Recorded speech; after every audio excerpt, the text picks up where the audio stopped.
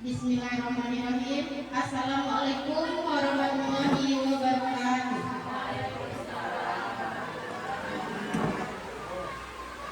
Puji dan syukur, marilah kita akan panjatkan kehadiran Allah Subhanahu wa Ta'ala yang telah melimpahkan rahmat, nikmat serta karunia-Nya kepada kita bersama sehingga kita dapat berkumpul di ruangan yang sama-sama kita cintai ini. Salawat dan salam tidak lupa pula kita hadiahkan kepada junjungan Nabi besar kita Nabi Muhammad Sallallahu Alaihi Wasallam dengan kata Allahumma sholli ala Muhammad wa ala ali Muhammad. Baiklah, untuk mempersingkat waktu supaya kegiatan ini berjalan dengan lancar, marilah kita dengarkan kalam ilahi yang akan disampaikan oleh Pak Igo Indratama. Kepada Pak Igo dipersilakan.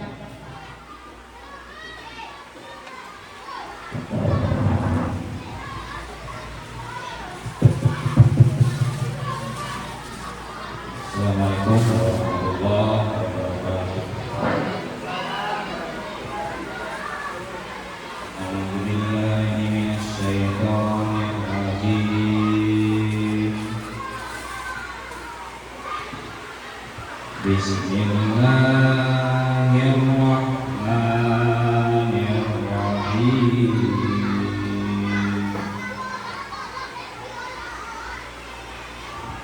Alif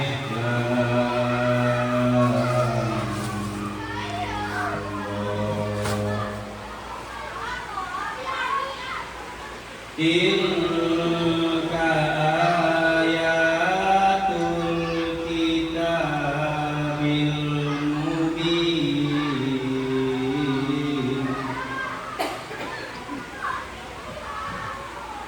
Inna anzalnahu Qur'anan Arabiyyan la'allakum ta'qilun.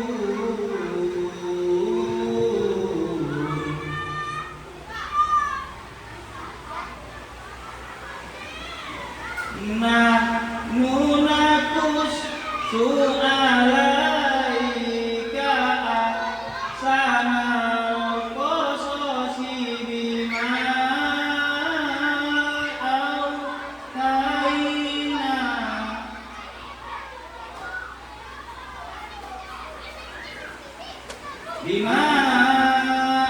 awhayna ilaika hadzal Qur'an.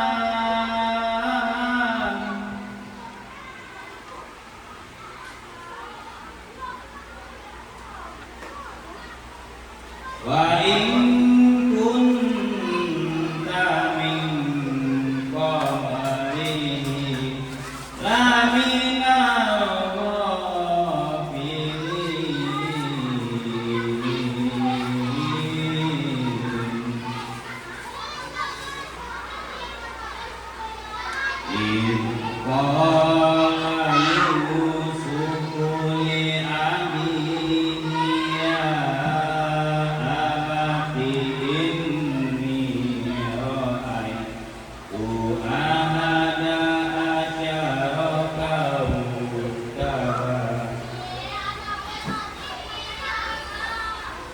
Inni ra'aitu ahada asyara kawkaban wasyamsa wal qamar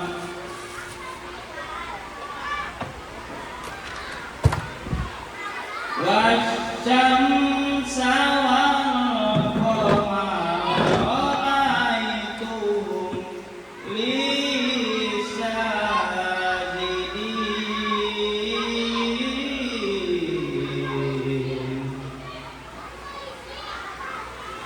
Sadaqallahul azim.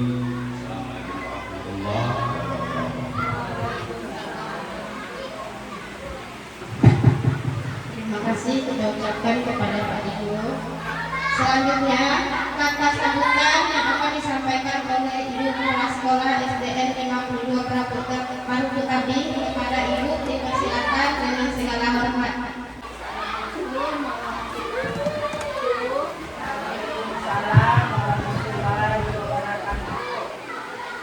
Marilah kita sama-sama mengucapkan puji dan syukur kehadirat Allah Subhanahu wa taala yang telah melimpahkan rahmat dan karunia kepada kita semua sehingga pada hari ini kita dapat berkumpul dalam acara diseminasi budaya positif CGP angkatan 11. Salawat beriring salam kami kita ucapkan kepada Nabi besar Muhammad sallallahu alaihi wasallam. Allahumma shalli ala Muhammad wa ala ali Muhammad.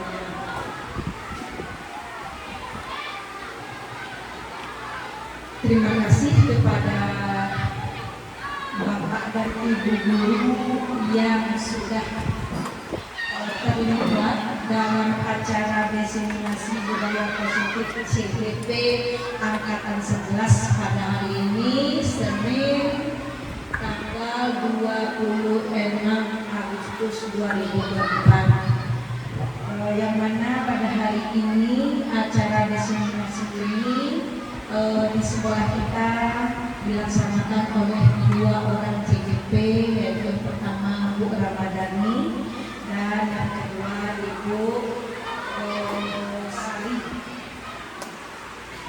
Nah, untuk itu kepada Bapak dan Ibu semuanya, apa-apa yang diberikan oleh atau yang ditampilkan oleh teman-teman kita CGP angkatan 11 ini itu jadikan sebagai pembelajaran bagi kita untuk mendapatkan ilmu pengetahuan, mudah-mudahan untuk angkatan CGP angkatan selanjutnya guru-guru SD 52 Parukutabi juga bisa menjadi calon guru.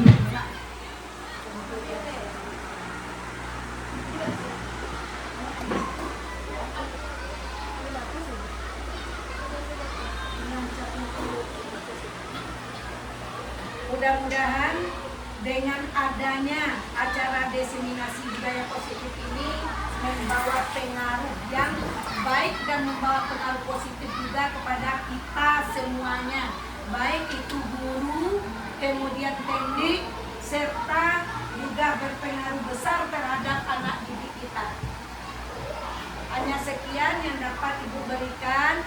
Mudah-mudahan dalam acara diseminasi budaya positif ini bisa berjalan lebih baik, lancar, dan membawa pengaruh positif juga kepada kita semua warga SDN 52 Parukutabi. Sekian Ibu sampaikan. Assalamualaikum warahmatullahi wabarakatuh.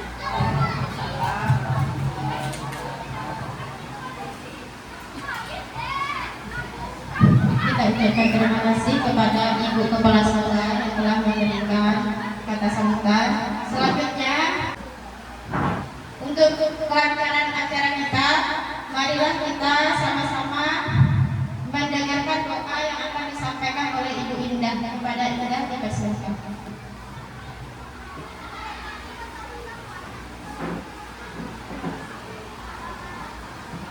Assalamualaikum warahmatullahi wabarakatuh. A'udzu billahi minasyaitonir rajim. Bismillahirrahmanirrahim. Asyhadu an la ilaha illallah wa asyhadu anna Muhammadar Rasulullah. Ya Allah ya Rahman, pada hari ini di ruangan majelis guru kami hendak menyelenggarakan kegiatan diseminasi budaya positif CGP Angkatan 11. Kami memohon ridho-Mu dan izin-Mu ya Allah. Berkahilah semua langkah dan perbuatan kami, dan jadikanlah itu semua nilai ibadah dan nilai ilmu yang bermanfaat kepada kami. Ya Allah ya Wahid, Engkau yang Maha Satu dan Maha Mempersatukan. Kami mohon perkuatlah persatuan di antara kami. Janganlah Engkau biarkan ada perpecahan di antara kami. Ya Allah ya Ghafur, Engkau yang Maha Pengampun atas segala dosa. Ampunilah dosa kami, dosa orang tua kami, dosa para pemimpin kami, dosa para pejuang, dan dosa para pendahulu kami. Tempatkanlah kami dan mereka semua ini dalam lindungan rahmat dan ampunan-Mu. Ya Allah yang Mujib, Engkau yang Maha mengabulkan doa. Perkenankanlah doa dan permohonan kami. Rabbana atina fid dunya hasanah wa fil akhirati hasanah wa qina adzabannar. Subhana rabbika rabbil izzati amma yasifun wa salamun alal mursalin walhamdulillahi rabbil alamin. Assalamualaikum warahmatullahi wabarakatuh.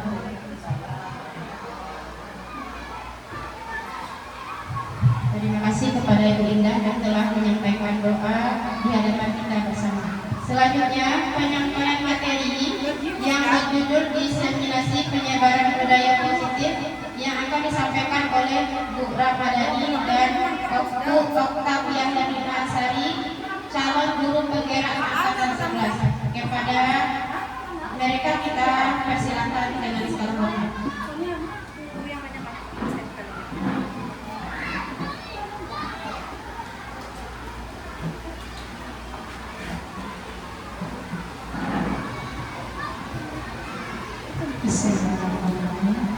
Assalamualaikum warahmatullahi wabarakatuh.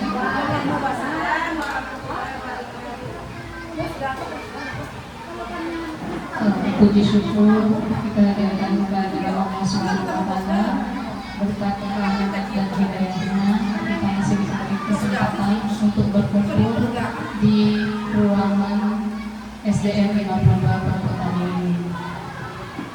Salawat walillahi salam kita hadiahkan buat Nabi besar kita yakni Nabi Muhammad SAW dengan hantaran kata Allahumma sholli ala Muhammad wa ala ali Muhammad. Terima kasih Ibu Kepala Sekolah karena sudah memberikan kesempatan kepada kami untuk melakukan diseminasi praktik baik CGP Angkatan 11. Sebelumnya, saya perkenalkan diri dulu. Nama saya adalah Ramadhani. Saya adalah CGP Angkatan 11 dari SDN 52 Perkotaan Kota Padang. Dan teman saya. Perkenalkan, nama saya Oktavia Herlina Asari. Saya calon guru penggerak angkatan 11 dari SDN 52 Perkotaan. Diseminasi ini adalah salah satu dari program CGP pendidikan guru penggerak. Di sini kami berdua sudah bersosialisasi dengan pengajar praktik dan fasilitator. Kami diperbolehkan melakukan kegiatan ini satu kali pertemuan, yaitu nanti akan saya dulu, baru nanti Ibu Oktavia Herlina. Terima kasih saya ucapkan kepada Bapak Fasilitator dan Ibu pengajar praktik. Acara selanjutnya penyampaian materi yang akan disampaikan oleh Bu Oktavia Herlina Asari yang berjudul diseminasi penyebaran budaya positif. Kepada Ibu Sari dipersilakan. Assalamualaikum warahmatullahi wabarakatuh. Waalaikumsalam warahmatullahi wabarakatuh. Ibu-ibu semua, saya perkenalkan, saya Oktavia Herlina Asari. Saya calon guru penggerak angkatan 11 dari SD 52 Perkotaan. Saya di sini akan menjelaskan tentang penyebaran pengalaman penerapan pengalaman budaya positif yang ada di sekolah kita. Perkenalkan, itu yang pertama itu Bapak Marcel saya, maksudnya Bapak itu saya itu Bapak Surajio SPD. Pengajar praktek saya yaitu Ibu Witri Hariza MPD dan saya sendiri yaitu Tafriyah Nasari TGP Angkatan 11. Saya akan menjelaskan beberapa poin. Yang pertama itu konsep inti budaya positif.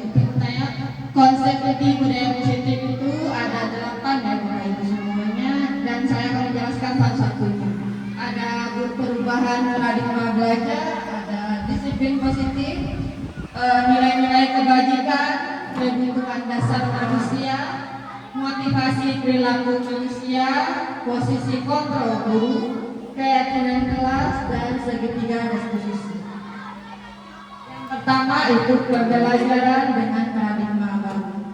Pembelajaran dengan paradigma baru itu merupakan pembelajaran yang dirancang berdasarkan prinsip pembelajaran diferensiasi, sehingga para peserta didik belajar sesuai dengan kebutuhan berdasarkan tahap perkembangan sesuai teori psikologi modern untuk mewujudkan profil pelajar Pancasila.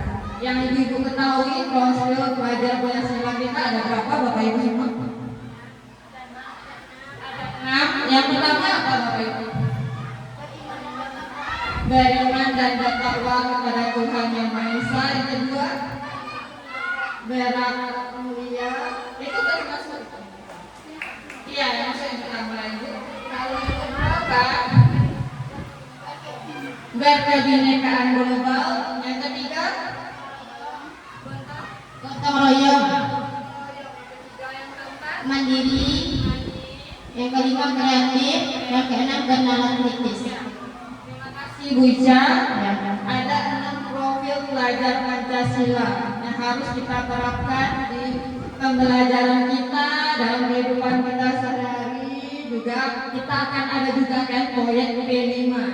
Kita harus menyisipkan dimensinya, pro apanya untuk P5.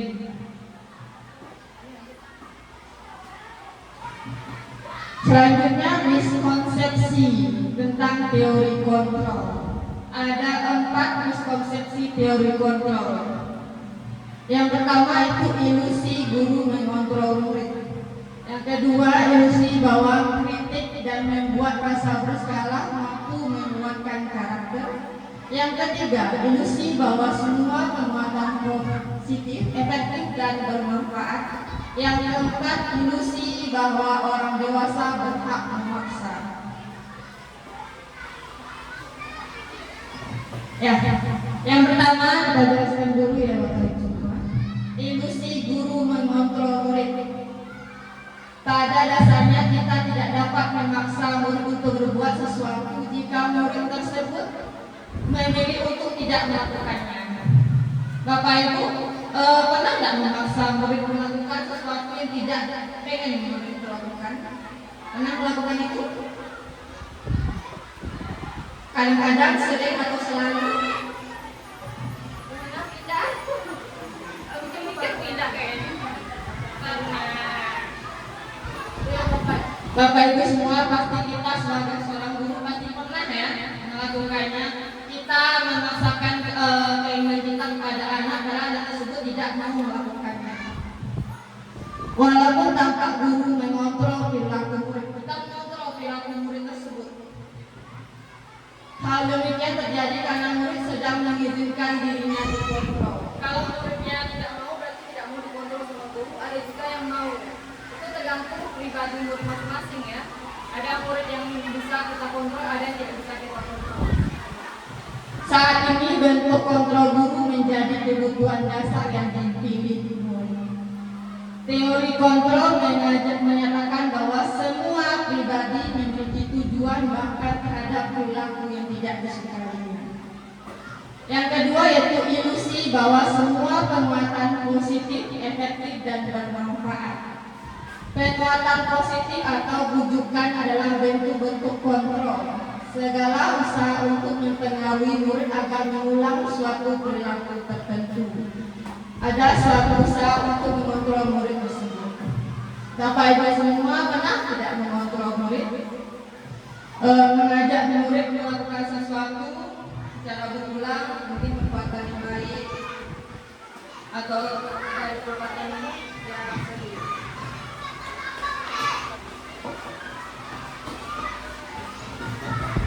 Adapun yang dapat dilakukan dapat diterima selama ada sebuah pengajuan berdasarkan sebuah ukuran kinerja. Kalau sesuatunya itu baik, maka hasilnya juga akan baik. Tapi ada juga sesuatunya yang kurang begitu baik, tergantung cara guru menyampaikan.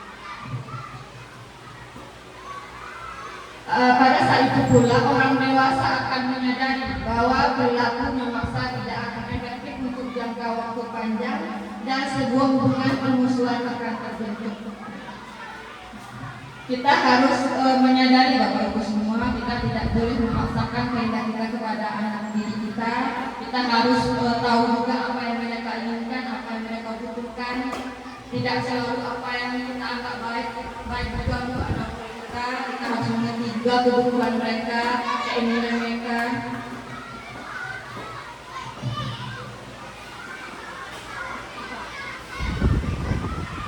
Merubah yang selanjutnya merubah paradigma stimulus respon ke pendekatan teori kontrol. Stimulus respon dan teori kontrol. Kalau stimulus respon itu yang pertama realitas kebutuhan kita sama. Kalau teori kontrol realitas kebutuhan kita berbeda. Seperti yang Ibu Bapak ketahui, kalau anak kita sama atau berbeda? Berbeda. Dari segi apa? Ya, dari segi sikap dan kemampuan apa lagi? Ada yang bijak, bukan? Gaya belajarnya. Bapak Ibu tahu kalau gaya belajar ada berapa? Ada 3 kan? Ada apa? Ada visual, apa lagi? Audio sama kinestetik. Anak kita berbeda, tidak ada yang sama gaya belajarnya. Pasti ada perbedaan gaya belajar, ada perbedaan sikapnya, kemampuannya, ada kemampuan kurang, sedang, ada juga kemampuan yang tinggi. Makanya dalam pembelajaran kita melakukan pembelajaran bervariasi supaya sesuai dengan kemampuan anak kita. Yang kedua, semua orang melihat hal yang sama kalau stimulus respon. Sementara kalau teori kontrol setiap orang memiliki gambaran yang berbeda. Seperti cara pandang kita tidak pernah cara pandang kita berbeda kan? Tidak selalu sama kita. Jadi kita memiliki pendapat yang berbeda-beda. Jadi kalau kita tanya jawab, anak kita tidak mungkin punya jawaban yang sama. Pasti ada perbedaan dalam segi anak kita dalam menjawab pertanyaan. Ada persepsi mereka sendiri dibandingkan dengan temannya. Yang ketiga, kita mencoba mengubah orang agar berpandangan sama dengan kita. Itu stimulus responnya. Sedangkan teori kontrolnya kita berusaha memahami pandangan orang lain tentang diri. Tidak selalu pandangan kita sama dengan pandangan orang lain. Pasti ada perbedaan karena dari segi pengetahuan kita berbeda dengan pengetahuan orang lain. Apa yang kita pandang dan juga sama dengan pandangan orang lain. Sama juga dengan kita punya pandangan berbeda tentang sesuatu. Tergantung dengan kemampuan mereka sendiri. Yang keempat itu perilaku buruk dilihat sebagai suatu kesalahan. Kalau teori kontrolnya semua perilaku memiliki tujuan. Karena segala sesuatu itu pasti ada tujuannya. Ada karena tujuan yang baik, ada tujuan yang tidak baik. Tergantung gimana cara kita supaya tujuan anak kita menjadi baik. Gimana cara kita membuat mereka mencapai tujuan atau berperilaku baik. Yang selanjutnya orang lain bisa mengontrol saya. Yang kalau teori kontrol hanya Anda yang bisa mengontrol diri Anda. Dan kita tahu kalau orang lain tidak selalu bisa mengontrol diri kita kan, Ibu? Bisa orang lain mengontrol kita? Tidak selalu bisa mengontrol. Pasti ada kesadaran dari diri kita sendiri supaya kita tidak mau dikontrol orang lain. Sama juga dengan anak murid kita, karena ada juga anak murid kita yang tidak mau dikontrol sama kita. Tergantung dari penyampaian kita lah, gimana cara kita untuk menyampaikan hal-hal baik. Kalau anak kita salah, kita sampaikan dengan cara yang baik.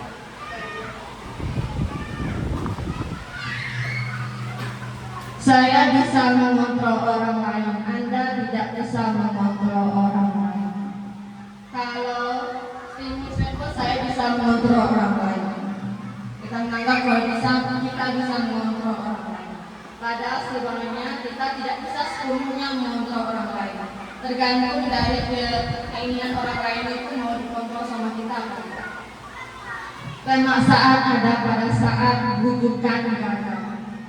Kalau teori kontrolnya kolaborasi dan konsensus menciptakan pilihan-pilihan baru. Kalau pemaksaan, kadang kita bisa memaksakan kehendak kita kepada orang lain, kadang juga tidak. Yang kita harus lakukan, kita harus berkolaborasi. Tidak boleh kita memaksakan kehendak kita kepada orang lain, seperti yang kita berpendapat, tidak boleh selalu orang lain mendengarkan pendapat kita. Kadang pendapatnya orang lain bisa berbeda. Kita harus menyesuaikan pendapat kita dengan pendapat orang lain. Kita harus berkolaborasi, di mana caranya supaya kita menyatukan sama pendapat kita dengan pendapat orang lain. Model berpikir menang atau kalah. Kalau teori kontrolnya model berpikir menang. Kalau model berpikir kita harus berpikir ada menang, ada kalah. Kalau teori kontrol model berpikir menang. Kita harus mengajak orang lain supaya bisa melakukan kegiatan atau hal-hal yang baik. Yang selanjutnya disiplin positif. Disiplin berasal dari kata disiplina, yang artinya belajar. Disiplin mengacu pada disiplin diri yang memiliki tanggung jawab terhadap apa yang dilakukan berdasarkan nilai-nilai yang diyakini.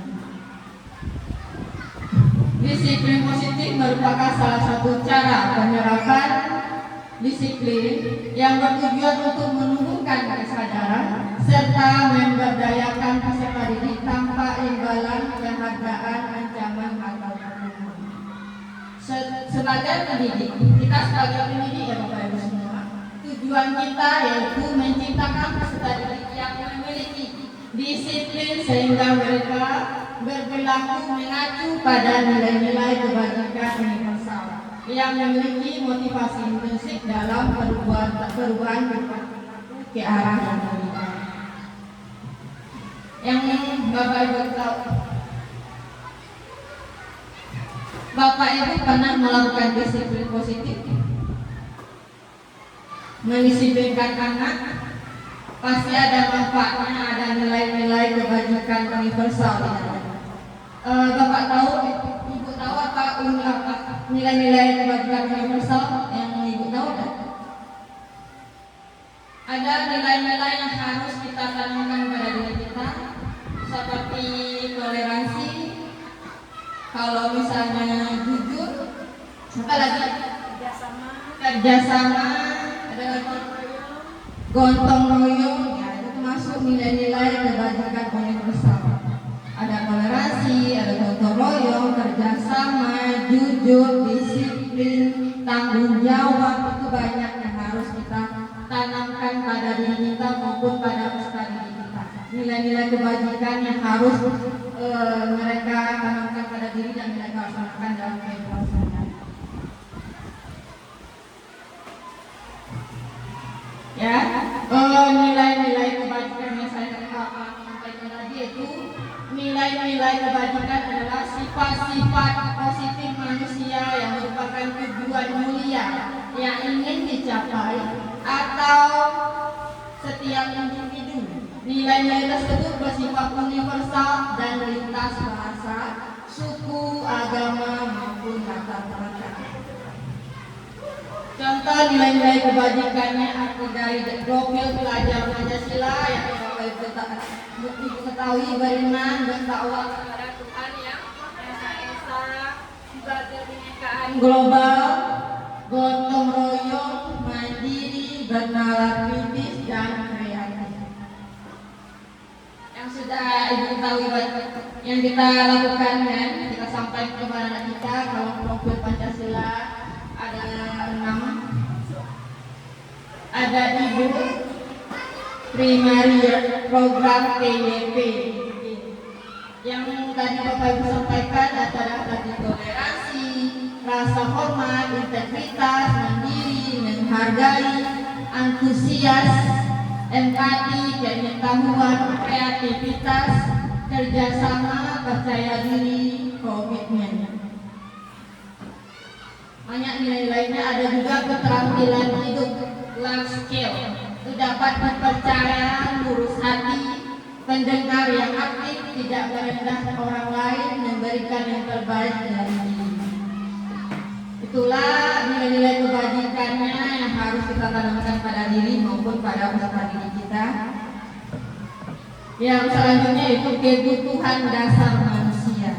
Kebutuhan dasar manusia adalah segala sesuatu yang kita lakukan untuk mendapatkan apa yang kita inginkan. Seluruh tindakan yang kita lakukan memiliki tujuan tertentu, dan semua usaha terbaik yang kita lakukan adalah dalam rangka agar kebutuhan dasar kita terpenuhi dengan baik.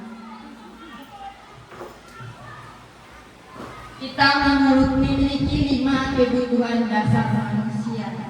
Yang pertama yaitu bertahan hidup, yang kedua kasih sayang dan rasa diterima, yang tiga penguasaan, yang keempat kebebasan, yang kelima kesejahteraan. Yang pertama itu bertahan hidup. Kita butuh makan ya, Ibu? Butuh. Seperti juga kan kita berikan anak istirahat untuk apa? Untuk makan. Untuk bermain juga kan?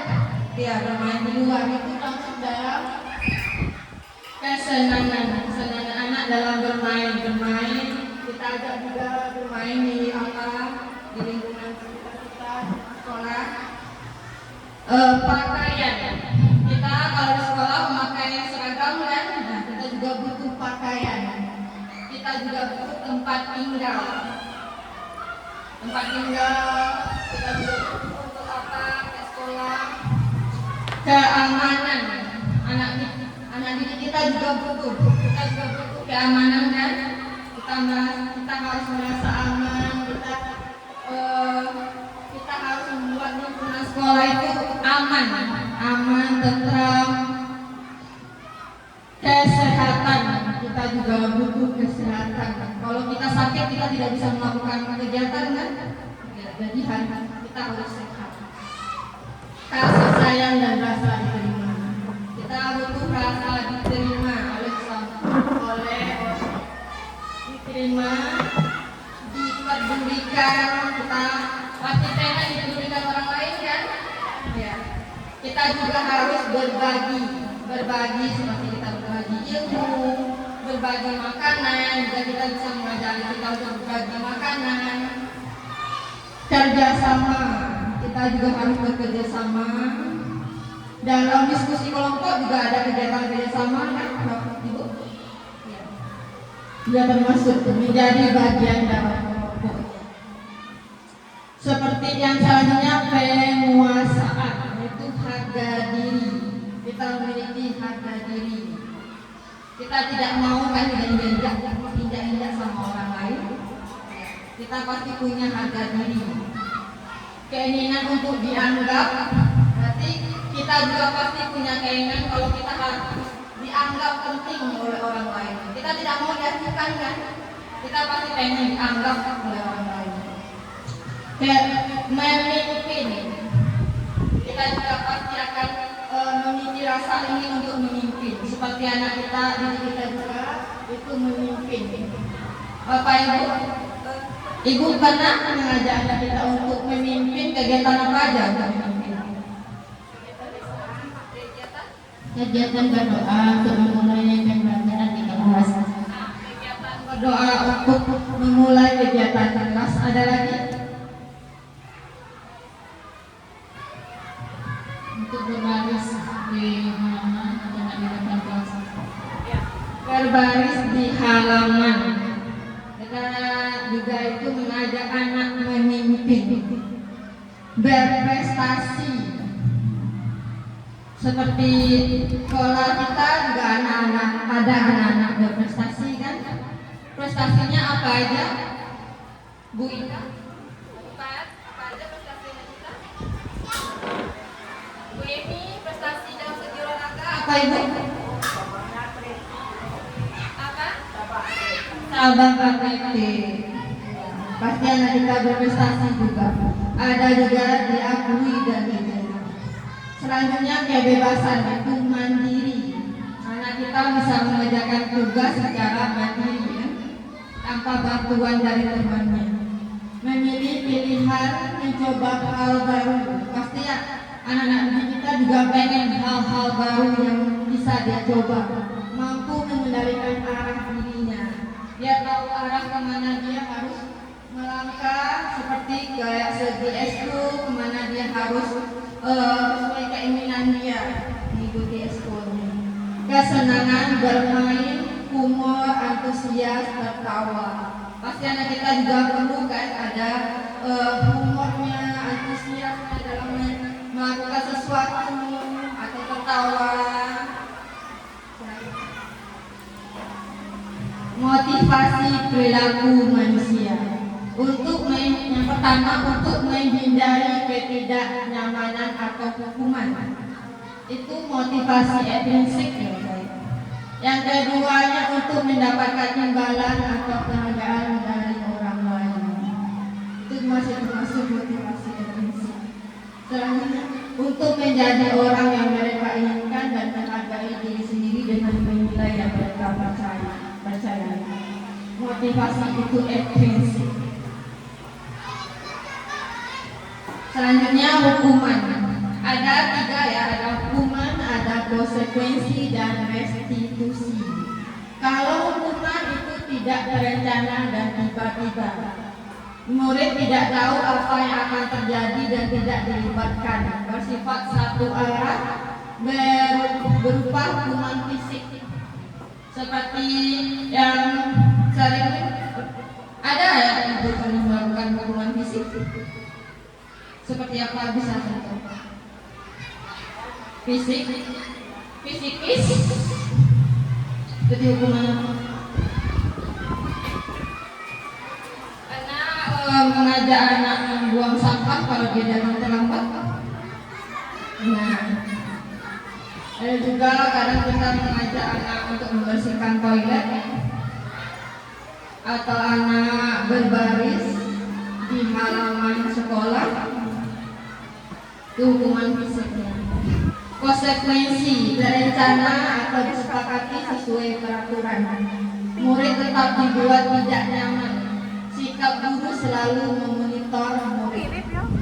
Kalau konsekuensi anak tidak merasa nyaman, anak tidak setuju dengan apa yang kita lakukan. Ada yang saya lakukan konsekuensinya. Saya hukuman apa yang bisa dilakukan ke anak?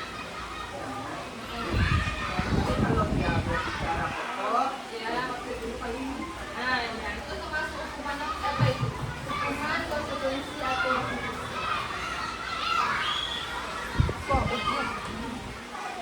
hukuman?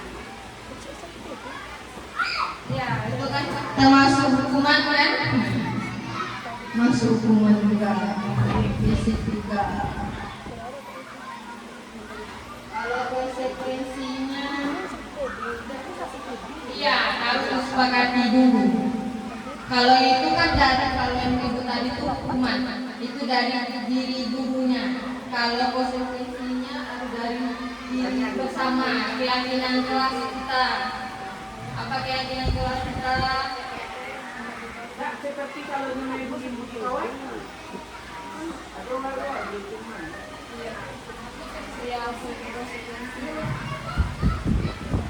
kita sepakati. Yang ketiga restitusi, yaitu proses menciptakan kondisi bagi murid untuk memperbaiki kesalahan. Proses kolaborasi yang mengajak murid untuk mencari solusi sendiri. Kalau konsekuensi itu kadang-kadang tidak ada solusinya, cuma ada hanya hukuman atau tindakan yang harus dilakukan oleh siswa. Sementara kalau resolusi itu adalah memperbaiki kesalahan murid. Kita harus mencari solusinya supaya murid tidak melakukan kesalahan yang sama secara berulang. Selanjutnya 5 posisi kontrol guru yaitu penghukum. Yang pertama itu penghukum, yang sering kita lakukan itu menghukum murid. Yang kedua, membuat merasa bersalah. Kita membuat murid merasa bersalah seperti ibu kecewa kepada kamu. Kamu terus mengulangi perbuatan tersebut. Sering datang terlambat. Kita mengajak anak merasa bersalah atas apa yang dilakukan. Kalau teman, kita mengajak untuk merangkulnya. Oh tidak apa-apa, nanti dibereskan. Nah diulangi lagi. Kalau pemantau, kita memantau kegiatan murid. Kita berikan konsekuensi dari apa yang telah dia lakukan sesuai dengan kesepakatan. Kalau manajer, kita mencarikan solusinya. Kita perbaiki kesalahan murid dan kita carikan solusi sehingga dia tidak mengulangi perbuatan. Contoh penerapan 5 posisi kontrol guru. Ya, ini ada kasusnya ya. Itu siswa datang terlambat ke sekolah. Yaitu sebagai penghukum. Sana kamu ambil sampah dulu sebelum masuk ke kelas. Menambah, ibu melakukannya? Benar? Yang kedua, membuat rasa bersalah. Sudah berapa kali Bu Bapak ingatkan kamu agar tidak datang terlambat? Kamu sudah membuat ibu atau bapak kecewa. Pernah melakukannya itu?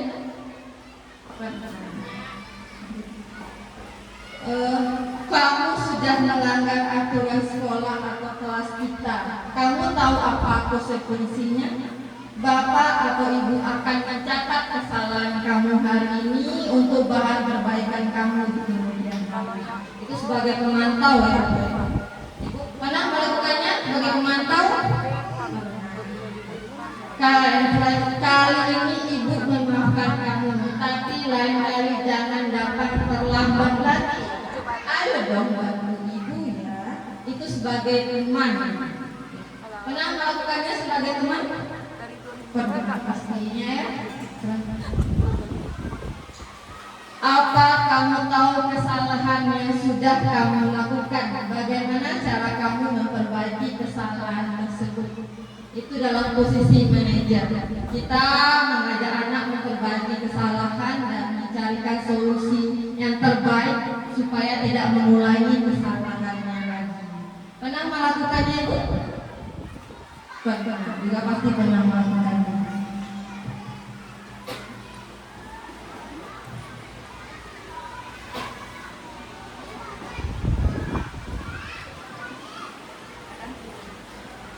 Dan selanjutnya keyakinan kelas. Mengapa keyakinan kelas? Mengapa tidak peraturan kelas? Ada yang tahu beda peraturan kelas dengan keyakinan kelas? Bisa? Kalau keyakinan kelas itu kita sepakati dari anak-anak apa namanya itu nanti kalau melanggar aturan apa sanksinya gitu. Dari kesepakatan dari mereka masing-masing sendiri. Kalau aturan itu peraturan yang sifatnya mengikat ya guru. Kadang-kadang anak itu kalau ditanya dia tidak setuju. Itu satu alasan saja yang beda dengan keyakinan kelas. Betul Ibu Ica, kalau keyakinan kelas kita bentuk secara bersama-sama dengan murid. Kita ajak murid apa yang ingin mereka lakukan dalam kelas. Kelas seperti apa yang mereka impikan? Kelas yang nyaman, kelasnya itu gimana cara untuk membuat kelas menjadi nyaman? Pasti ada kesepakatan atau keyakinan kelas yang harus kita lakukan. Kalau peraturan kelas itu hanya diberikan sama guru, tanpa ditanya dulu kepada muridnya setuju atau tidak untuk melakukannya. Pembentukan keyakinan sekolah atau keyakinan kelas. Itu keyakinan kelas bersifat lebih abstrak daripada peraturan yang lebih rinci atau konkret. Berarti ada berisi poin-poin. Keyakinan kelas berupa pernyataan-pernyataan universal. Berarti kita harus menyematkan nilai-nilai kebajikannya. Seperti apa tadi nilai-nilai kebajikannya, Bu Indah, Bu Ica? Jujur, bertanggung jawab dalam segi apa kalau jujurnya? Apa Bu Adi? Dalam segala hal jujur, seperti tidak boleh menyontek pada saat ujian, itu juga termasuk. Apalagi kalau misalnya toleransi, tidak membeda-bedakan agama. Seperti kita tahu anak kita banyak berbeda agama di sini, kita harus mengajak mereka untuk toleransi, menghargai sesamanya, tidak boleh membeda-bedakan agama, membeda-bedakan sukunya. Banyak nilai-nilainya ada mandiri juga. Dia harus bekerja, mengerjakan tugas secara mandiri tepat waktu. Pernyataan keyakinan kelas senantiasa dibuat dalam bentuk positif. Tidak boleh ada kata tidak, ada kata dilarang, harus dengan kata-kata yang positif. Jadi hilangkan kata-kata tidak atau dilarang. Carilah kata-kata yang bisa mengajak anak murid melakukan kegiatan positif. Ada yang tahu contohnya? Bu Adi? Buka? Remi? Apa kegiatannya? Apa kata-katanya? Misalnya apa? Tidak menggunakan kata jangan. Misalnya dilarang, misalnya dilarang membuang sampah di sebuah tempat. Jadi dilarang kan dibuang, iya. Kata yang bagusnya buangkan sampah pada tempatnya, buangkan sampah pada sampah. Iya, mengajak membuang sampah pada tempatnya, pada tong sampah. Soalnya kalau kita menggunakan kata tidak, dilarang, bahkan kalau kita melakukan itu, anak tersebut malah makan melakukannya. Bukan malah tidak melakukannya ya, itu kalau larangan itu adalah perintah dengan kata-kata itu. Jadi kita harus menghilangkan kata-kata itu supaya anak mau untuk melakukannya secara sukarela. Iya, tidak boleh kata tidak, dilarang, jangan.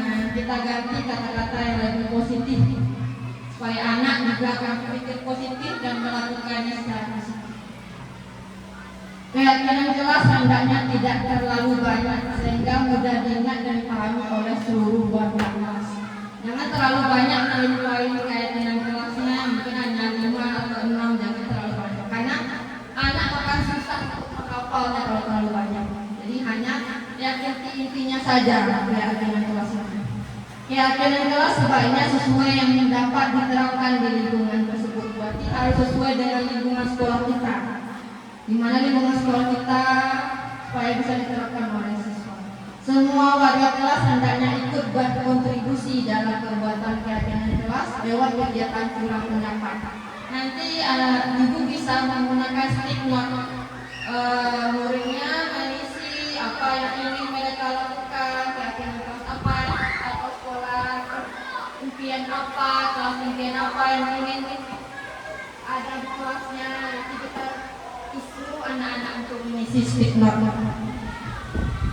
Bersedia meninjau kembali keyakinan kelas dari waktu ke waktu.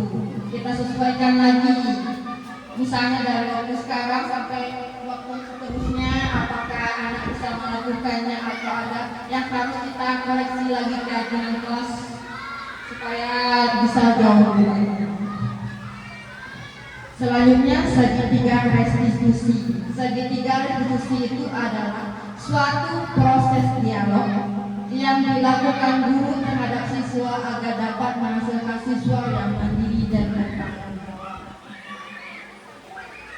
Ini adalah poin segitiga restitusi. Ada 3, Ibu. Yang pertama menstabilkan identitas, yang kedua validasi kebutuhan, yang ketiga menanyakan keyakinan. Yang pertama menstabilkan identitas.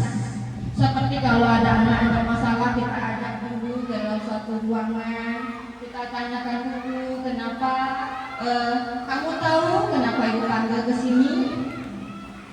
Setiap orang pasti pernah melakukan kesalahan.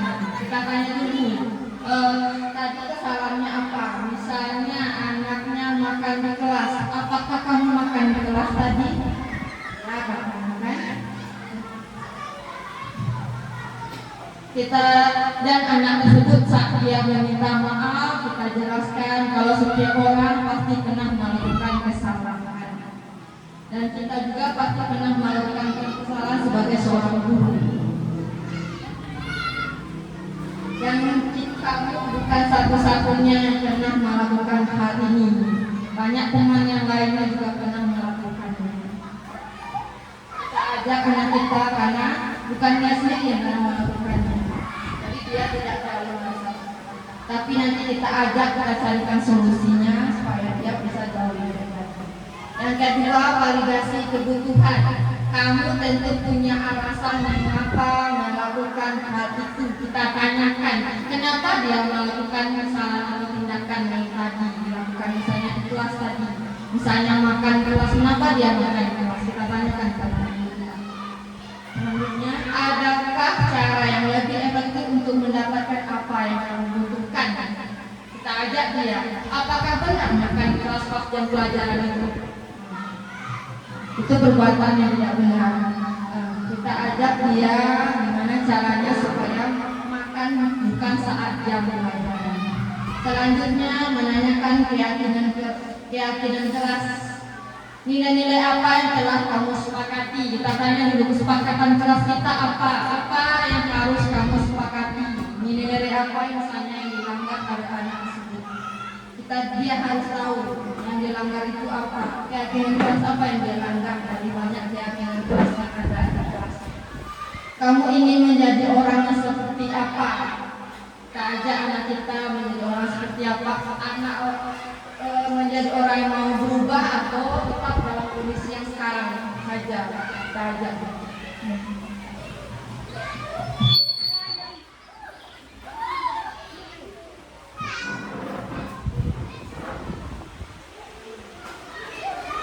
Selanjutnya penerapan segitiga restitusi kasus 1 yang pernah saya lakukan. Ini adalah kasus satunya, anaknya makan di kelas pada saat jam pelajaran. Saya tanyakan dulu kenapa dia dipanggil ke sini, apakah dia tahu kesalahan yang dia lakukan? Apakah yang dilakukan termasuk perbuatan yang benar atau yang salah? Menstabilkan identitas. Ada juga nanti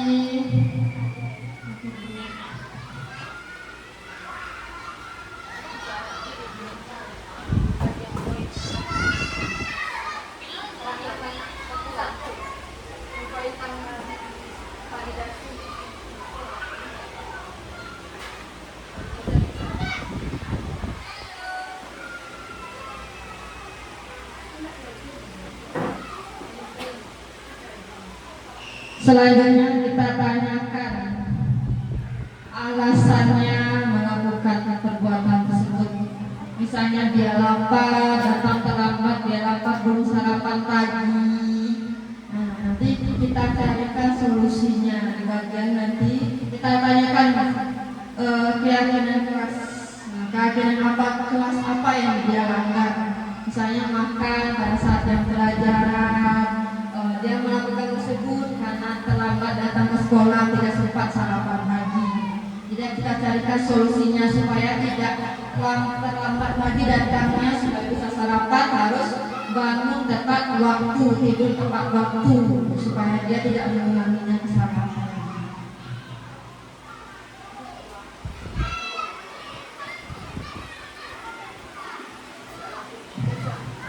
Ini kasus 2. Kasus 2 ini anak mengambil barang temannya tanpa izin. kita tanyakan dulu dia tahu nggak kesalahannya. Apakah mengambil barang teman tanpa izin itu perbuatan yang benar atau perbuatan yang salah? Kita tanyakan dulu apakah dia tahu kalau apa yang dilakukannya itu salah. Setelah itu nanti kita tanyakan alasannya kenapa dia melakukan itu. Mungkin dia lupa membawa barang sehingga dia mengambil barang teman tanpa izin karena perlu, misalnya pensil atau pena, dia perlu, tapi temannya tidak mau meminjamkan, dia ngambil barang temannya tanpa izin temannya, sehingga temannya nanti marah kan? Itu konsekuensi yang dia hadapi. Nanti kita carikan solusinya kenapa dia tidak ada pensil atau pena sehingga sampai mengambil barang teman. Ternyata tinggal misalnya.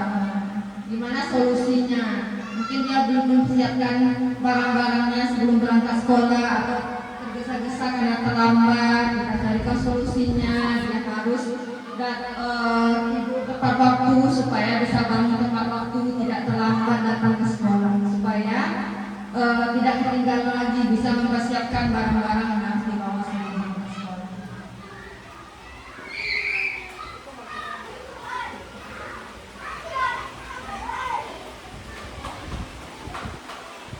Ada yang Bapak Ibu tanyakan yang lain? Ada pertanyaan sebelum saya akhiri? Ada pertanyaan? Pas. Terima kasih. Terima kasih. Sekian yang bisa saya sampaikan. Assalamualaikum warahmatullahi wabarakatuh.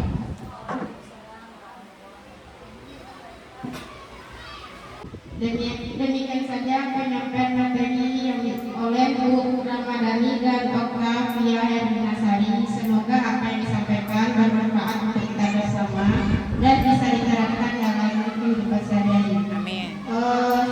Demikian, terlebih dan kurang saya mohon maaf. Assalamualaikum warahmatullahi wabarakatuh.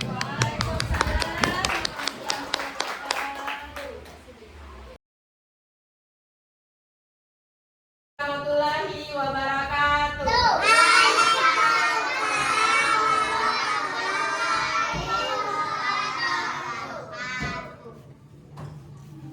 Anak-anak ibu, sekarang kita akan membuat keyakinan kelas.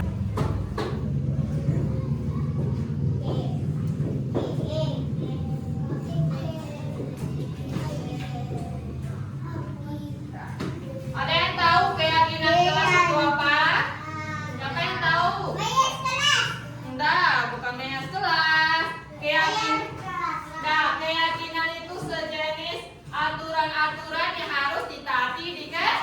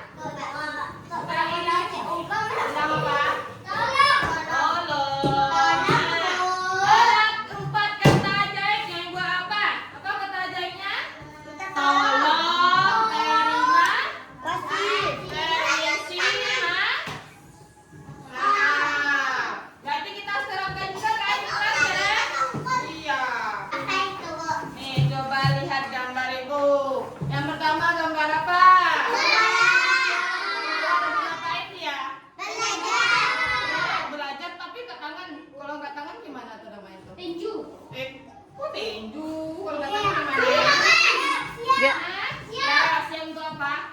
Berdoa. Siap berdoa. Yang kedua ngapain gambarnya? Main yang kedua. Mana main bola? Coba berarti. Mana olahraga?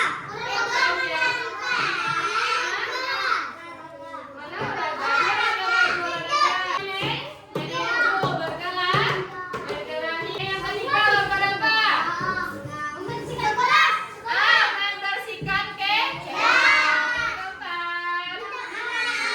minta maaf sama teman, bersalaman dia sama temannya. Belajar tapi dia lempar-lempar barang nih, berarti ribut dia di kelas kan? Selanjutnya ngapain? Baca. Selanjutnya gambar apa? Gambar apa ini? Makan apa tuh? Makan apa tuh yang biasa kamu makan? Tapi ngumpet-ngumpet kan di bawah kan? Makan mie. Berarti kalau ngumpet-ngumpet pas jam apa dia ngumpet tuh? Jam belajar. Selanjutnya ngapain? Datang apa tuh? Ada jamnya. Datang terlambat. Selanjutnya belajar yang rajin ya kan? Selanjutnya bermain mengambil apa dia tuh? Mainan teman. Nanti ibu tempel ke sini. Ibu ada stick note nih. Kamu tempel, kamu beri senyum. Bisa bikin gambar senyum? Bisa. Kita bulat aja senyum ini nanti. Ya. Belakang di sini dulu. Belakang di sini dulu.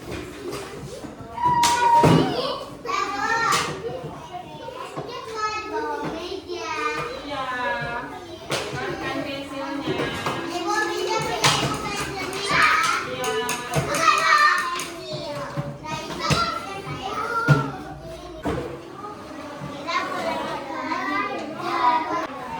Bisa bikin gambar senyum tak? Senyum. Mana gambar yang baik? Gambar yang baik yang mana tadi? Sekolah.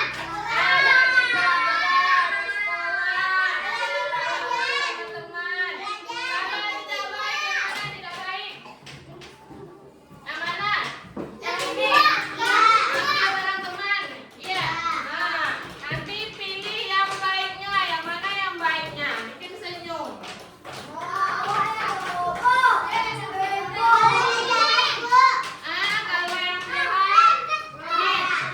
Kalau yang jahat, kalau yang jahat silang,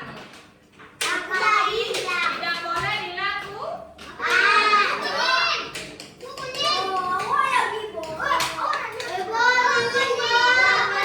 Kasih dua ya, satu orang dua.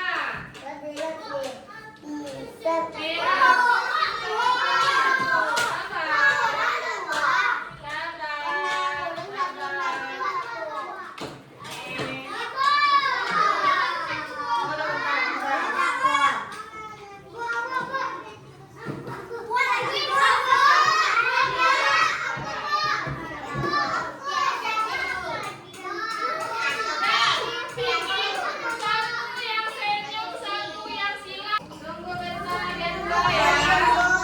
Dua ya, pink dua. Pink dua dapat satu-satu.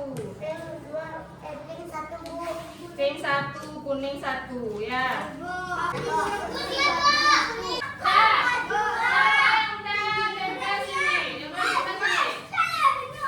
Mana yang lembab? Yang senyum yang mana yang senyum? Yang mana? Yang mana yang senyum kak? Yang mana yang boleh dilakukan? Yang mana? Yang baik. Perbuatan yang baik yang mana?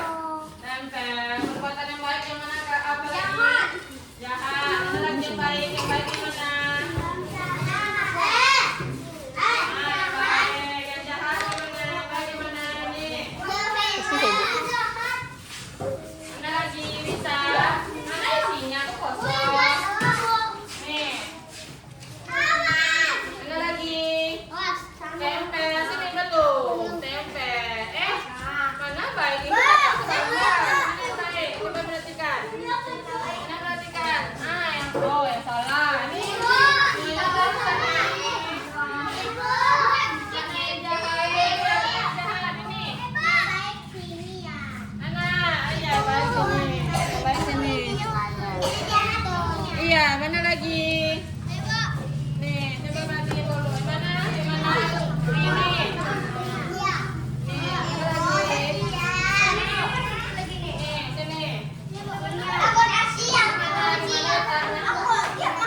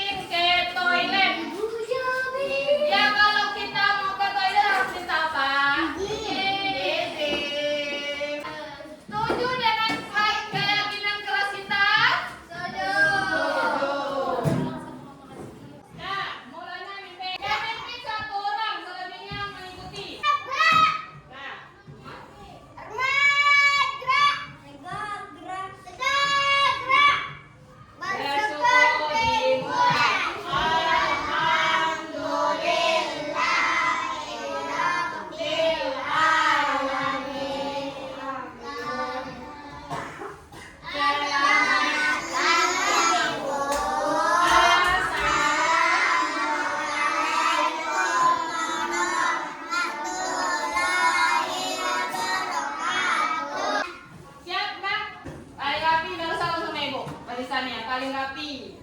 Paling rapi, mana yang rapi? Nah, balik ke sini. Kasih pelan. Ayo, sini, Kak. Ayo,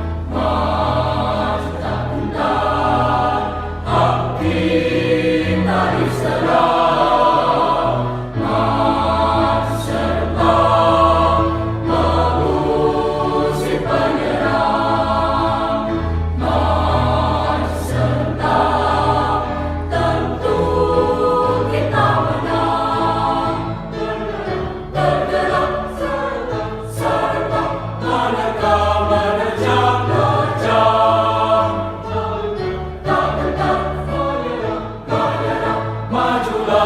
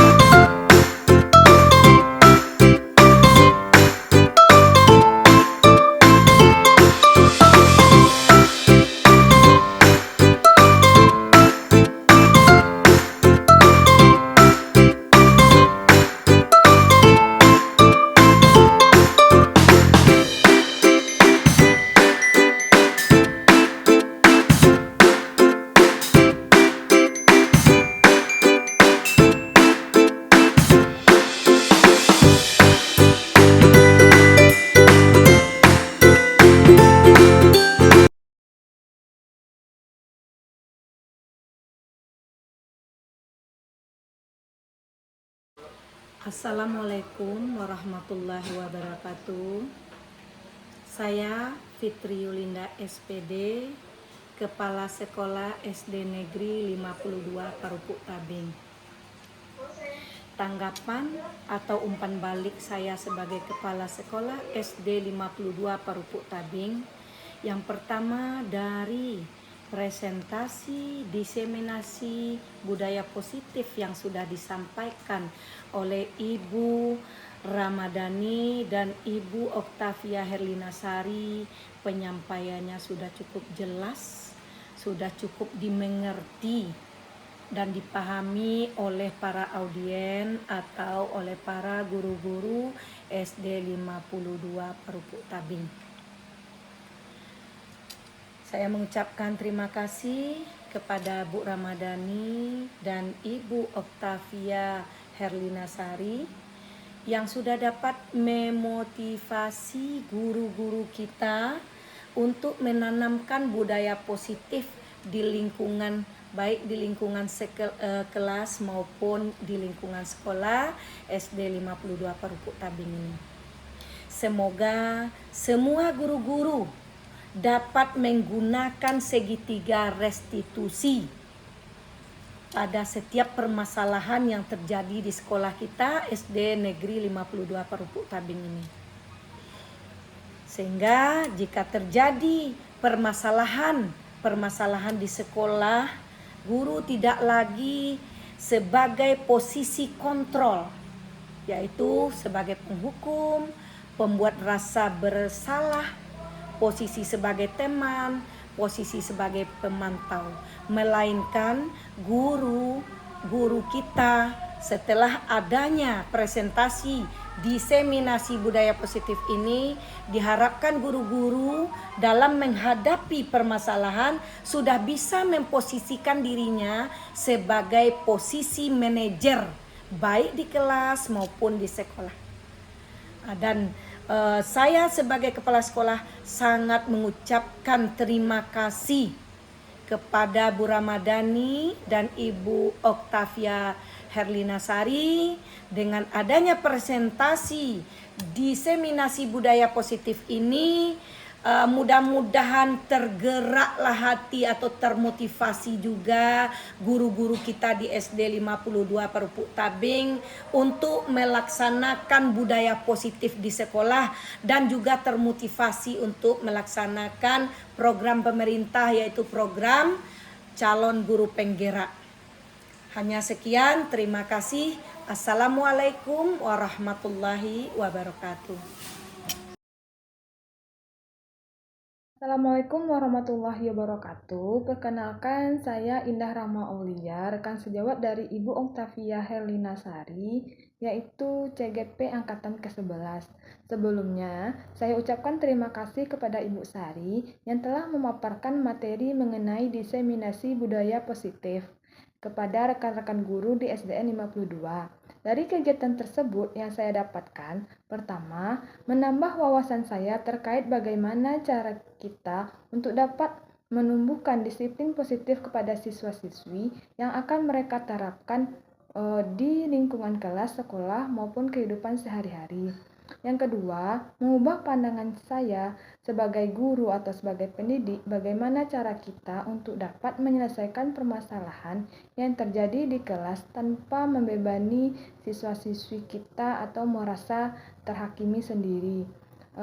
Dari kegiatan tersebut sangat menginspirasi saya. Jadi saya ucapkan terima kasih kepada Ibu Sari atas materi yang sudah diajarkan. Semoga ilmu yang diberikan kepada kami bisa kami terapkan untuk mendidik siswa-siswi menjadi penerus bangsa yang lebih baik. Terima kasih. Assalamualaikum warahmatullahi wabarakatuh.